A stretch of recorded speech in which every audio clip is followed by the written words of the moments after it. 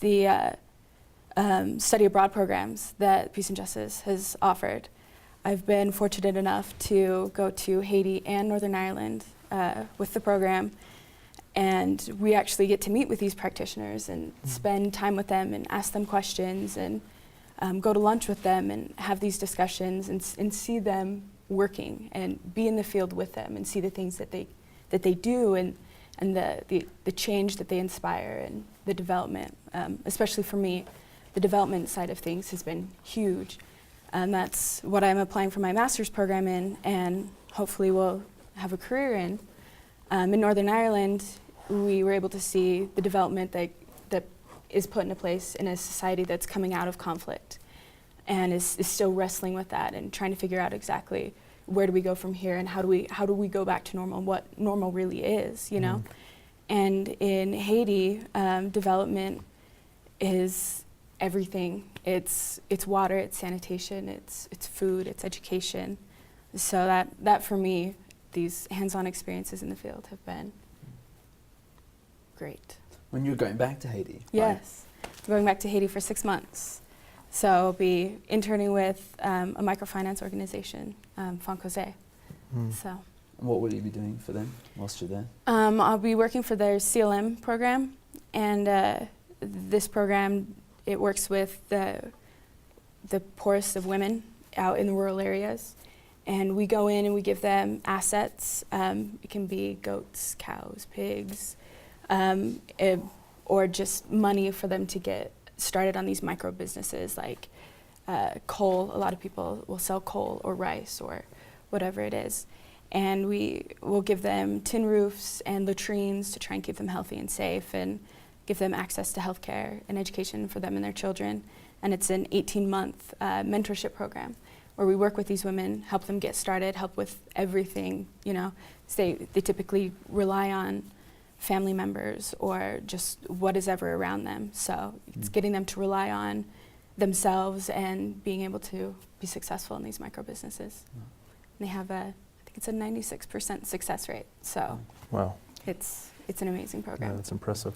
And the fantastic thing is that, you know, I think many people, they go to university or college, right, and they go through their classes and they get out the end of the degree, right.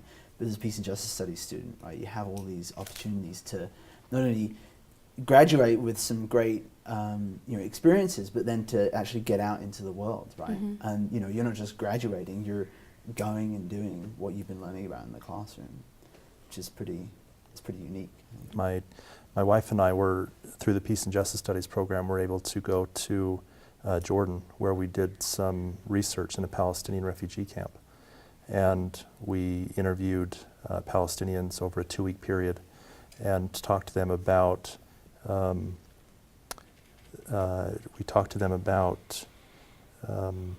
their thoughts on how the,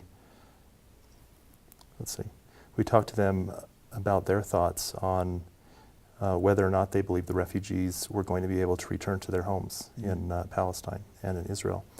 And it was, we got to talk to some of the leaders in the camp and as well as a lot of the youth, and it was very interesting to get the different perspectives from the different age groups and the mentality. A lot of the efforts that are being employed by the United Nations to keep the young people engaged and to try and help them establish that connection to their homeland. And we returned and we were able to share our research and our experiences here on campus, which was also really rewarding because then again we had the opportunity to perhaps inspire other students to get involved in issues that we were passionate about.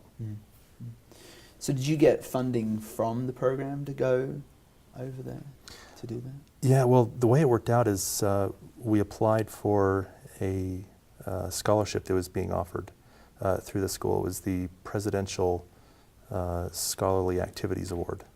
And so it came through the President's office, but we needed to have a mentor and a professor on campus who we were working with. And so at that time we were working with Dr. Laura Hamblin and Dr. Minch. They were kind of guiding us and helping us prepare, helping us understand the ins and outs of doing research, and developing our questions and the approaches that we might consider. And so yeah, it was kind of a collective effort, but the funding and the mentoring that we received. It's interesting how you all did research to get into the field, because I was born in Rwanda and I lived the genocide. So what I brought into the program is already my own experience from the genocide. I was a refugee. I lived in a refugee camp for several months, and then I was a refugee in Europe, and I know what the program is teaching us, and it's helping me to really stay focused and try to be less biased, because I already have my own bias from the genocide, from the way people treat refugees and the way we treat ourselves and the way we see ourselves. And the Peace and Justice program helped me to be, I guess, more human and less biased on certain points, and more open-minded, I guess. And why I decided to take Peace and Justice minor is because I wanted to do something. First, I decided to go to law school, and I was like, I need to do something. I need to go back to my country and contribute to a peaceful approach, or help people to get along. So I was like, okay, I'm gonna go to law school. And I felt that it was not the right path for me. And then I went to talk to Dr. Minch, and he was like, yeah, you should take Peace and Justice minor. That'll be perfect for you. So that's pretty much why I took it. But it really helped me to open my eyes on other situations, not just see myself as a victim and let other people treat me as a victim, but also see myself as a solution to one of the problem can have in my country and around the world, I guess. What were some of your experiences as a refugee? I mean, that must have been a quite traumatic experience on a number of levels. Yeah, it's not the best time of my life. I was a refugee when I was 5 years old. I was in a refugee camp for 5 or 6 months, and then I went to Europe. As a refugee, you cannot travel. I couldn't go to school. I couldn't work. I couldn't do anything. Every month, I had to go to the embassy and prove that I was still in the country, that I was legally doing good things and not trying to create problems and stuff like that. And in the refugee camp, I remember that we had food once a day, twice if you're lucky.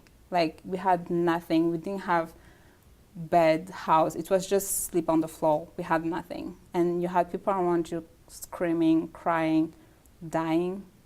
And yeah, I still remember everything. And the Peace and Justice program helped me to maybe not go over it, but look further than that image that stopped in front of me. So one of the interesting debates that we often have in the classroom as students is, to what degree do we give legitimacy to actors or organizations that are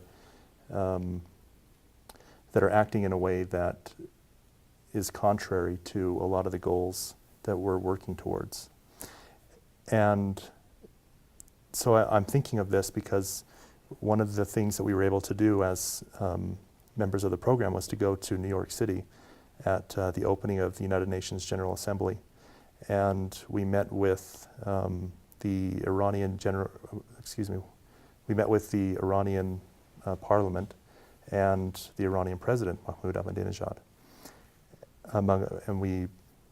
Some of the other things that we did is we met with scholars and activists from Princeton and Yale and some of the other universities in New York.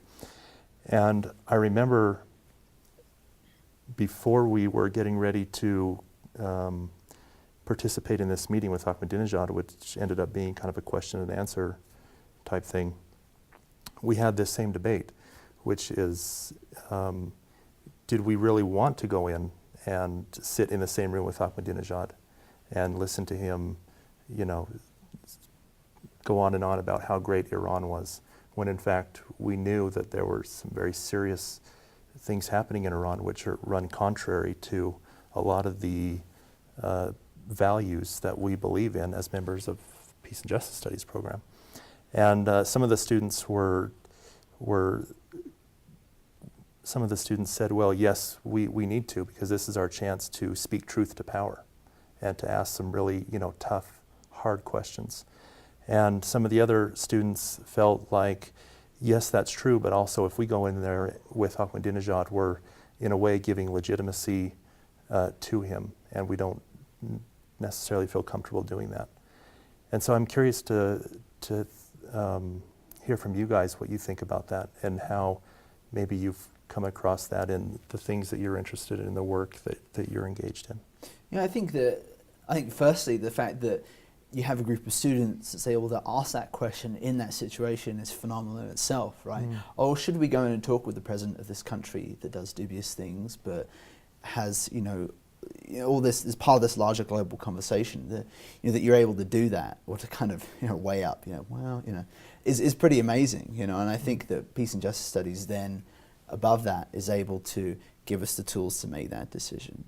Not to shift topic, but I think that one of the other big things that many students wrestle with, and I think that draws many people to Peace and Justice Studies, is knowing that there are so many difficulties in the world, whether it be wars or famines or natural disasters or whatever else. You often are encountered with all this massive problems and think, well, what can I do? I want to do something, but where do I start? And I think what gets people into Peace and Justice Studies is overcoming that speed bump and thinking, okay, well, I don't have to do everything. I don't have to solve every problem, but maybe I have a particular interest or a skill set that can respond to this particular thing. Like you're able to go to the Middle East, and then you're able to go to Haiti, and then you can plan to go back to Rwanda, right?